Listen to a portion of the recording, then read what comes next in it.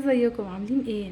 طبعا احنا في رمضان، وكله دلوقتي متخيل ان احنا شغالين كنافة وبس. لا لا لا خالص، احنا شغالين تورت وجاتوهات وكل حاجة. الناس برضو زهقت من الحلويات الشرقية، وفي اعياد ميلاد كتير، يعني مظلومين في رمضان بجد.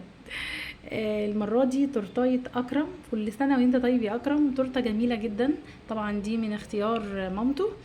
اختارتها وبعتت لي صورتها واحنا نفذناها، بس غيرنا فيها شويه تغييرات كده. زي التغطيه نفسها مش عجينه سكر، تغطيه والكوتنج عندنا كريمه زي ما انتم شايفين كده. طبعا بالنسبه للاكل وبالنسبه للتقطيع سهله جدا، وحتى في السعر اسهل بكتير وارخص بكتير من التورته اللي متغطيه عجينه سكر.